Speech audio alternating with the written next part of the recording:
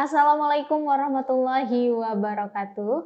Selamat siang semeton yang ada di rumah. Apa kabar semeton semuanya? Balik lagi di LPG Plus, layanan psikologi gratis. Tentunya kali ini bareng aku Villa dan narasumber kita yang sudah tidak asing ya semeton ya. Ada Kak Wahyu. Halo Kak Wahyu, mantap. apa kabar? Luar biasa hari ini.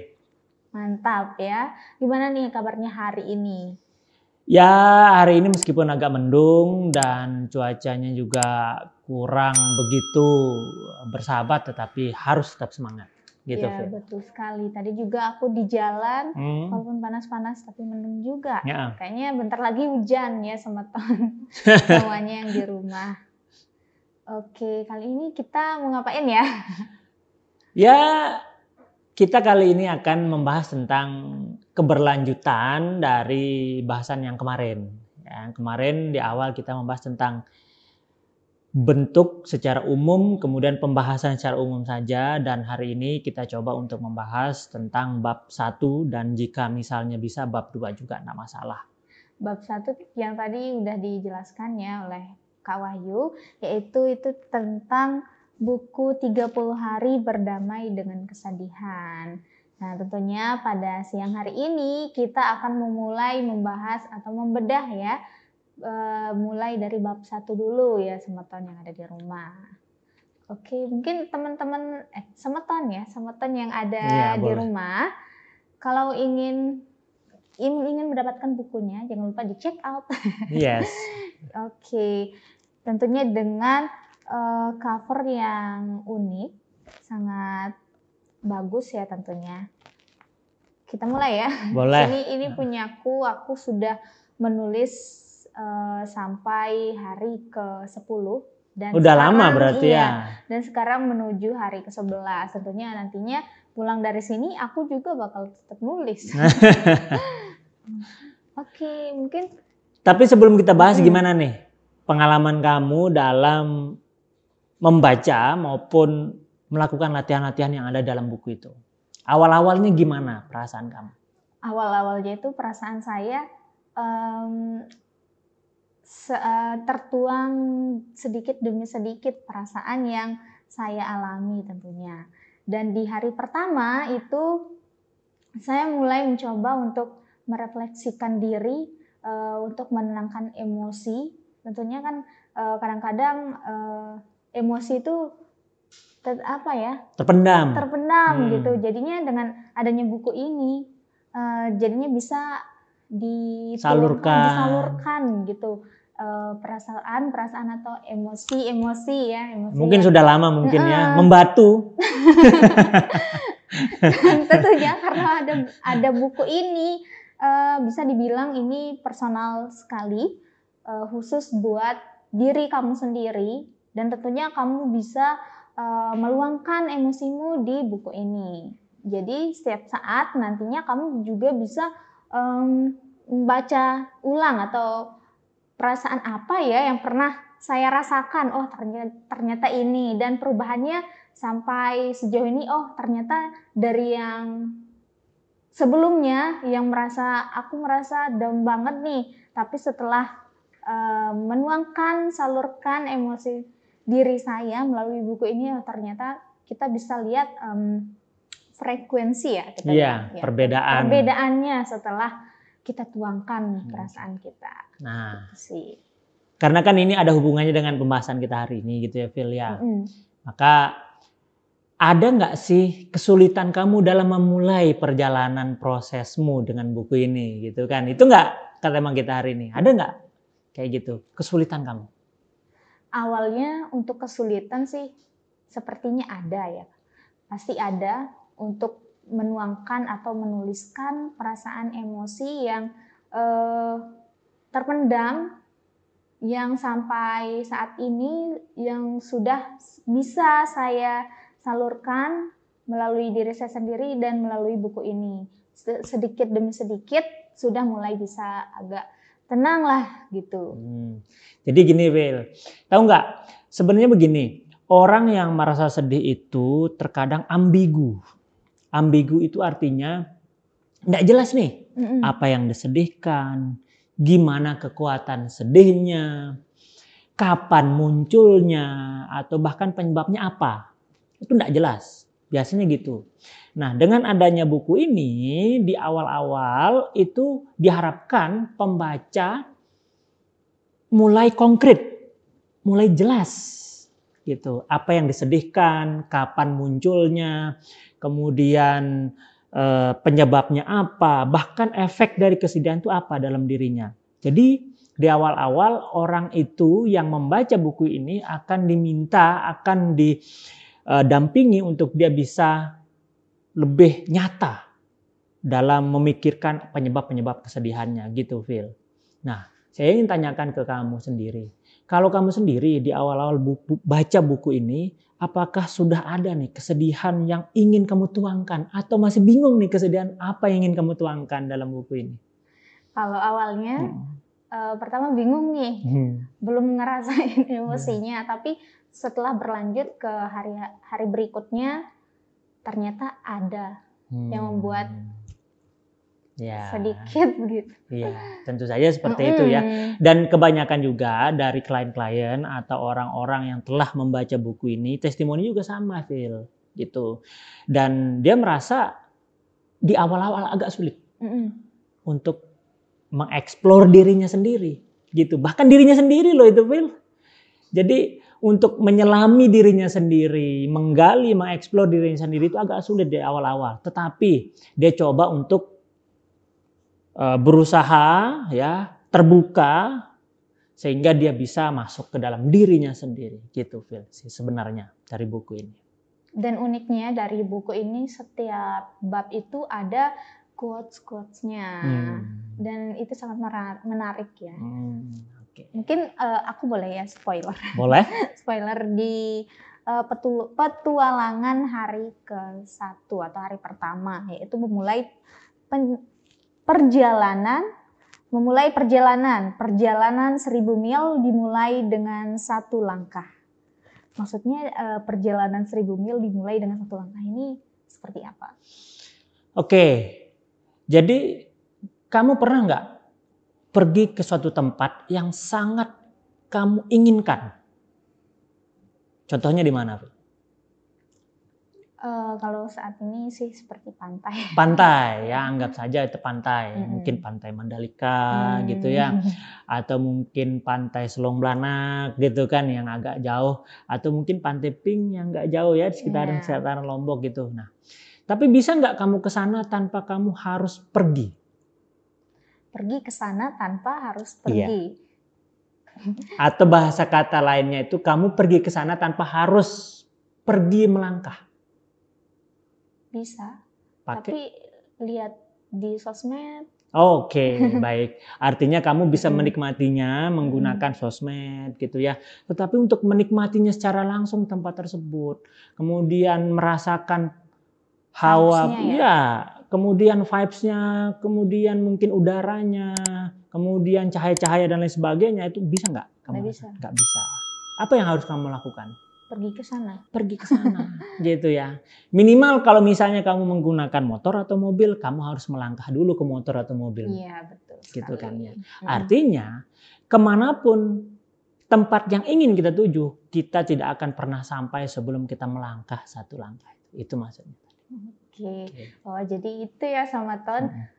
Apapun kalau kita ingin ke suatu tempat ya, tentunya pasti kita untuk kesananya kita pasti akan melangkah gitu, menggunakan kendaraan kah atau mungkin berjalan kaki kah, pasti akan ada yang namanya melangkah ya. Dan tahu nggak, sama halnya dengan situasi perasaan, bukan hanya tempat yang memanjakan mata, memanjakan indera ya, tapi situasi perasaan. Misalnya kita ingin bahagia, tapi kita hanya mengurung diri nih, Twil. Di dalam kamar, waduh kok aku ngerasanya kok nggak enak gitu kan. Aku kok ngerasa nggak bahagia kayak teman-teman, scroll tuh lihat teman segala macam kan, Phil ya. Ternyata dia semakin nggak bahagia gitu. Nah, satu-satunya cara yaitu keinginan untuk bahagia, melangkah untuk keluar dari bahagia, melangkah untuk keluar daripada kesedihannya tadi. Dia mencari cara untuk dia bisa meningkatkan rasa bahagia tadi. Mungkin dia bercerita kepada temannya, mengerjakan hal-hal yang disenangi, atau mencoba untuk mengalihkan pikiran-pikiran yang kalut tadi, seperti itu. Jadi bukan hanya tempat atau benda atau apapun, tetapi melangkah itu juga menentukan bagaimana pikiran perasaanmu, seperti itu. Tapi mungkin ya sekarang ini untuk melangkah ke suatu tempat mungkin ada yang mengganggu sih. Kira-kira apa yang mengganggu? Mungkin zaman Gen Z ya terutama itu terlalu banyak scrolling. Nah, Padahal scrolling terus itu membuat kita bosan juga. Kurang faedahnya tuh apa? Jadi ada penelitiannya, Pil. Jadi kalau orang scrolling itu, apalagi sampai meng-compare, compare yang negatif itu, ya compare itu membandingkan. Itu akan menurunkan kebahagiaan.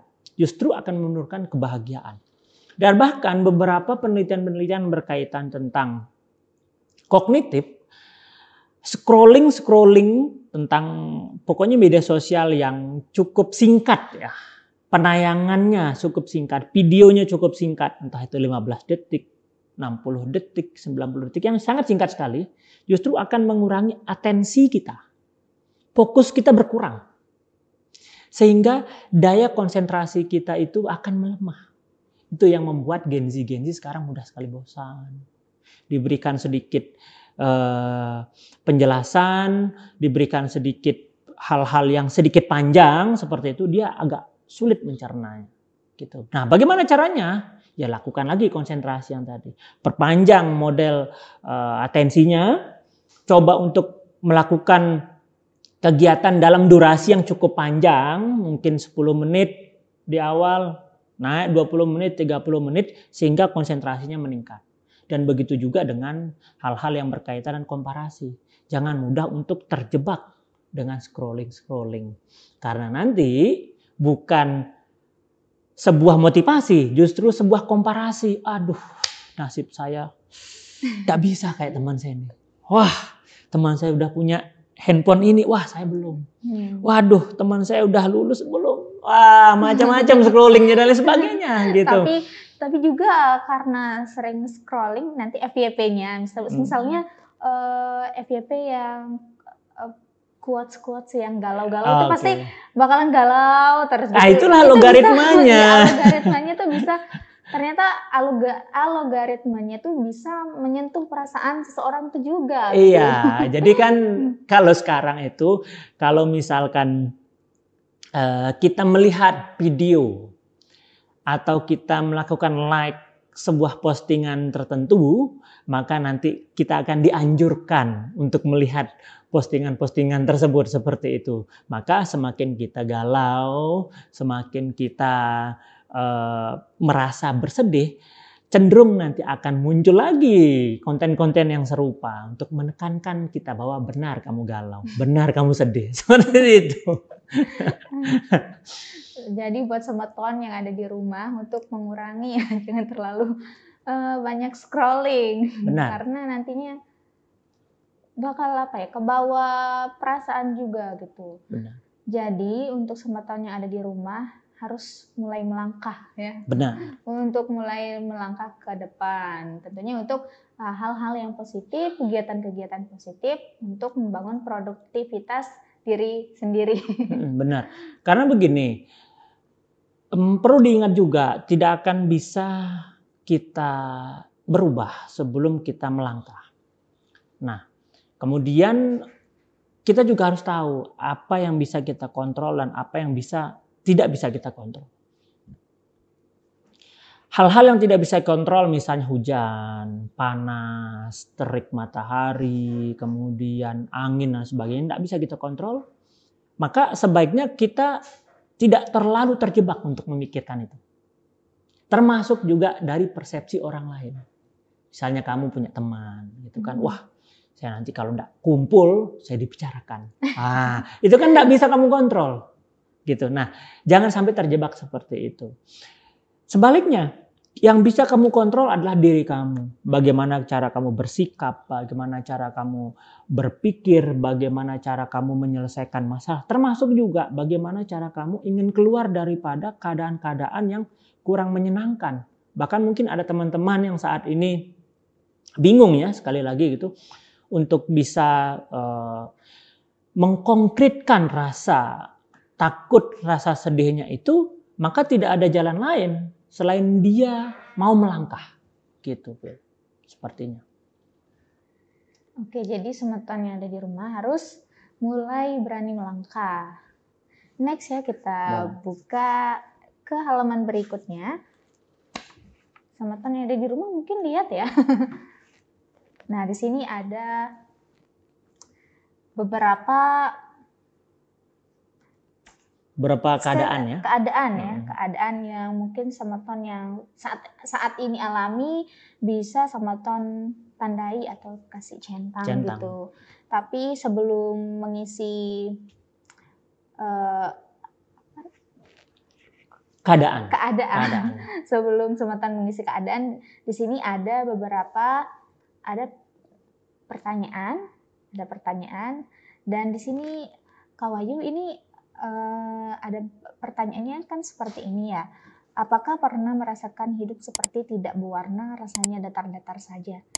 Merasakan hidup seperti tidak berwarna, rasanya datar-datar saja. Mungkin semeton yang ada di rumah mungkin pernah mengalami. Tentu mungkin saja bisa di komen. Di komen. Kalau saya pribadi, saya pernah merasakan ya. Kayak hidup ini hari ini kok flat-flat aja gitu. Kegiatan apa ya sampai mikir apa ya yang harus saya lakukan, apa ya yang harus saya kerjakan gitu. Ya. Bagaimana itu tanggapan? Dan sebenarnya bukan hanya Villa aja yang merasakan itu. Teman-teman yang sudah membaca, yang sudah melakukan beberapa latihan di dalam buku ini juga merasakan yang sama gitu ya. Dan saya rasa juga semua orang sih sebenarnya pernah merasakan situasi tersebut. Tapi perbedaannya ada yang berlarut-larut, tapi ada yang singkat saja, gitu. Nah, kalau misalnya dia merasa flat, ya tidak termotivasi atau bahkan demotivasi, gitu. Demotivasi itu memang menurun motivasinya, gitu ya. Kalau motivasi itu meningkat, demotivasi dan menurun, gitu ya. Hal itu akan sebenarnya disebabkan oleh beberapa faktor. Ya. Pertama, bisa dari pikirannya, ya karena banyak sekali problem. Kemudian emosional yang tadi juga berpengaruh kepada emosionalnya, naik turunnya emosi, ya seperti itu. Dan tentu saja nanti akan berpengaruh pada fisik. Maka di situ kan ada keadaan juga, ya fisik. Nah, yang ketiga hal ini, pikiran, emosi, dan fisik ini selalu saling berpengaruh, Phil. Selalu saling berpengaruh, di mana ketika banyak sekali problem yang tidak terselesaikan, dia akan muncul lagi seperti kaset yang diulang, direplay lagi. Muncul lagi masalah yang baru, direplay lagi 2 kaset. Muncul lagi masalah yang baru belum diselesaikan, muncul lagi dia dengan 3 kaset. Muncul dan bahkan tidak terhingga. Sampai akhirnya berkaset-kaset. Ya, berputar, di rewind terus seperti itu. Akhirnya pikiran, emosi ini menjadi tidak stabil, gitu. Nah, pikiran, emosi tidak stabil ini menurutmu menyenangkan atau tidak? Tidak menyenangkan. Setiap yang tidak menyenangkan ini, Phil, akan membuat tubuhmu kekurangan energi. Itulah yang membuat seseorang yang meskipun dia tidur seharian di kamarnya, tapi dia merasa aduh, lemas. Itu namanya kelelahan. Ya.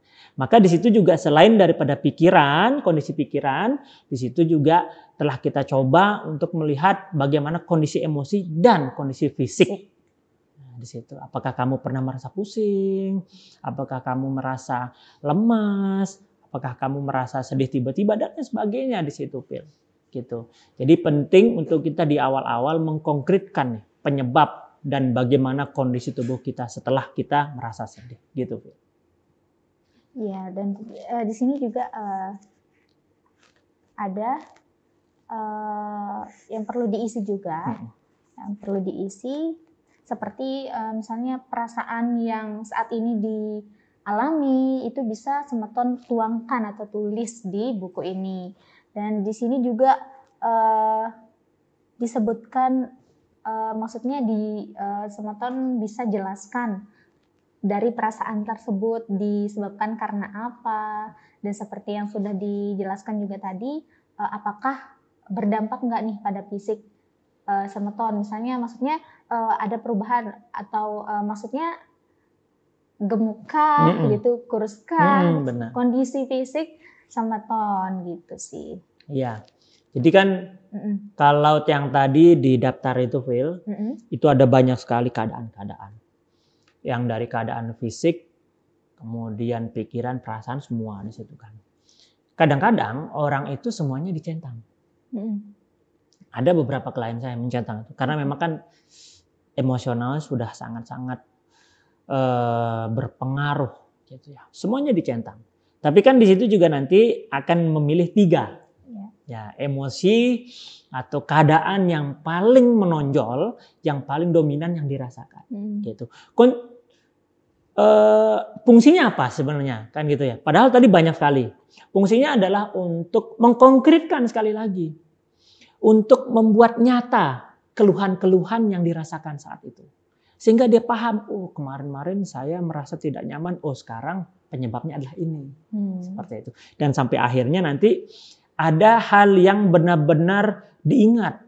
Bahwa setiap perasaan ini muncul, maka akan ada efek seperti ini. Seperti itu.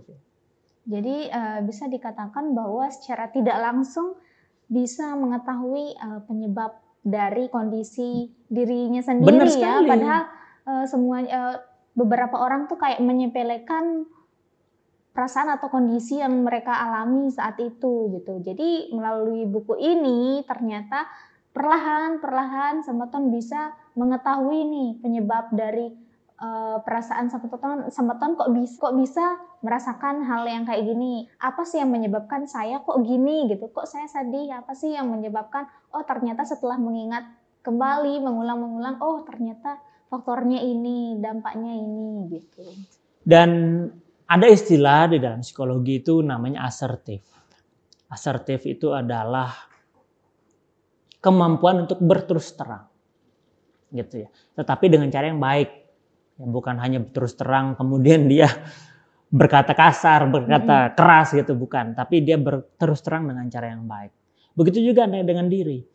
Ada asertif kepada diri sendiri, berterus terang kepada diri sendiri dengan cara yang baik juga. Nah, dengan melakukan beberapa latihan di dalam buku ini seperti itu, Phil, kita itu akan berlatih bagaimana cara untuk asertif, berterus terang dengan diri sendiri yang terkadang malu berterus terang dengan diri sendiri, bingung mulai dari mana, atau bahkan apa saja yang akan saya terus terangkan dengan diri saya sendiri. Benar nggak saya seperti ini? Kayaknya nggak deh. Kebanyakan orang kayak gitu, Phil. Ya nggak sih? Padahal bisa jadi kesedihannya sudah mencapai hal yang berpengaruh pada pikirannya, berpengaruh pada emosinya. Sehingga sangat-sangat riskan untuk tidak ditangani. Seperti itu, Phil. Padahal harus ditangani ya? Harus, seperti itu. Kan kemarin di awal-awal telah kita coba untuk jelaskan. Setiap manusia itu pasti pernah sedih. Seperti itu. Pasti pernah sedih. Tapi pertanyaannya apakah itu sedih yang normal atau tidak? Gitu. Kalau sedih yang tidak normal itu lebih daripada 14 hari. Atau minimal 14 hari sedihnya. Terus menerus menetap bahkan sudah berpengaruh kepada emosi, kemudian pikiran, bahkan perilakunya. Gitu, dia berpengaruh. Tapi sedih yang tidak normal, sedih yang normal, yang semua orang sedih yang normal itu ya kurang dari 14 hari. Gitu. Diharapkan 2-3 hari kalau misalnya ada pekerjaan, kegiatan, peristiwa yang tidak menyenangkan, ya diselesaikan atau dibuat menjadi lebih nyaman supaya tidak menjadi abnormal sedihnya, seperti itu. Baik, untuk Semeton yang ada di rumah, Yuk segera mungkin ya untuk mengetahui kondisi semeton yang saat ini semeton alami nih, yang saat ini dirasakan gitu, bisa dituangkan melalui buku ini 30 hari berdamai dengan kesedihan. Dan untuk terakhir di sini ada emoji ya, maksudnya setiap hari loh itu, setiap episode, setiap bab gitu. Di bagian akhirnya pasti ada pengukuran emoji atau perasaan ya, perasaan yang benar-benar saat ini dialami, apakah lagi sedih kah, nanti semeton bisa kasih nilai. Benar. Gimana tuh? Mungkin bisa dijelaskan. Jadi kalau orang yang merasa sedih atau dalam keadaan tidak nyaman gitu, cenderung akan ambigu sekali lagi, abstrak untuk menilai dirinya sendiri. Padahal itu justru kurang bagus. Justru mudah sekali terjebak dengan prediksi-prediksi yang salah. Mudah sekali terjebak dengan self-diagnose dan lain sebagainya. Ya. Padahal harus dikonkretkan, harus dibuat ukuran yang tepat. Begitu juga dengan emoji yang setiap hari akan dilakukan atau akan diukur ya pada setiap hari terakhir babnya. Fungsinya adalah sekali lagi mengkonkretkan emosi yang tadi. Sehingga nanti pada saat emosi tersebut sudah konkret, terlihat hari pertama, hari kedua, ketiga, keempat, ke-15 itu meningkat secara tidak sadar. Dan nanti pada saat pengukuran hari ke-15 akan terlihat, oh ternyata sudah progresnya sudah bagus. Gitu. Dan nanti dilanjutkan lagi pengukurannya itu, Phil. Hari ke-16 dan seterusnya sampai dengan hari ke-30 diukur gitu. Dan sampai akhirnya nanti terlihat grafik yang meningkat. Kalau penelitiannya menunjukkan grafik gambar adalah alat bantu untuk menguatkan keyakinan. Nah, artinya nanti grafik itu menguatkan keyakinan bahwa setiap orang yang membacanya itu benar sudah merasakan kebahagiaan. Seperti itu. Karena memang kan itu nanti akan membuat cerminan diri juga seperti itu. Kalau misalnya dia merasa suka, ya, dia akan like atau memilih itu seperti itu juga akan sesuai dengan apa yang dirasakan di dalam dirinya. Dan di dalam itu kan ada 10 emoji. 10 emoji itu merupakan gambaran perasaan yang pada hari itu. Nah, bagaimana nanti pada hari sebelumnya? Apakah berubah? Ya itu berbeda hal gitu ya. Memang emosi itu nanti akan bisa berubah. Jangankan per hari, per jam pun nanti bisa diberubah. Gitu. Tetapi paling tidak ada recordnya. Bahwa hari itu kita sedang merasakan biasa saja kah? Cukup bergairah, termotivasi, cukup bersemangat atau sangat bersemangat atau bahkan sangat bahagia. Paling tidak ada recordnya. Sehingga nanti pada saat kita melakukan pengukuran terlihat. Nah, dibandingkan tidak ada record, gimana? Bingung kan? Bingung. Apa manfaatnya? Bingung juga kan? Bagaimana kondisi setelah membaca 30 hari, bingung juga kan melihatnya? Ya kan? Itulah sebenarnya fungsinya gitu, Phil. Dan yang terakhir di sini dari semeton yang sudah pilih emoji yang sudah dipilih misalnya sangat bahagia, nanti bisa semeton berikan alasan kenapa semeton memilih emoji sangat bahagia gitu. Bisa diuraikan nih di buku 30 hari berdamai dengan kesedihan. Iya, karena kan setiap sesuatu itu harus ada alasannya. Harus ada alasannya. Harus ada penyebab mengapa. Misalnya nih, bahagia saat ini. Kenapa bahagia? Gitu. Sehingga apa? Memperkuat tadi bahagianya. Bahwa ada bukti. Seperti itu sebenarnya. Baik, mungkin Oke, itu aja. Sampai di sini. Oke, jadi bab 1 kita pada hari ini. Next ya, untuk minggu depan kita berlanjut ke edisi yang kedua. Baik. Gitu ya. Terima kasih Kak Wahyu sudah sempatkan ya hadir di layanan LPG Plus Psikologi Gratis di BNN Provinsi Nusa Tenggara Barat. Tapi Kak Wahyu juga seorang psikolog ya. Iya. Psikolog dan konselor adiksi di BNN Provinsi Nusa Tenggara Barat. Iya. Baik, itu tadi pembahasan kita tentang 30 hari berdamai dengan kesedihan edisi bab 1, yaitu petualangan hari ke-1 atau pertama memulai perjalanan. Next, minggu depan kita akan lanjut ke bab 2, yaitu petualangan hari kedua, memahami penyebab kesedihan. Apa sih penyebab dari kesedihan? Diri kamu sendiri, diri semeton, diri saya, gitu. Bisa langsung dituangkan, dicurhatkan ya di buku ini, 30 hari berdamai dengan kesedihan. Baik, mungkin sampai di sini saja pertemuan kita pada siang hari ini. Aku Vila dan ada Kak Wahyu. Pamit undur diri. Wassalamualaikum warahmatullahi wabarakatuh. Sampai jumpa. Sampai jumpa.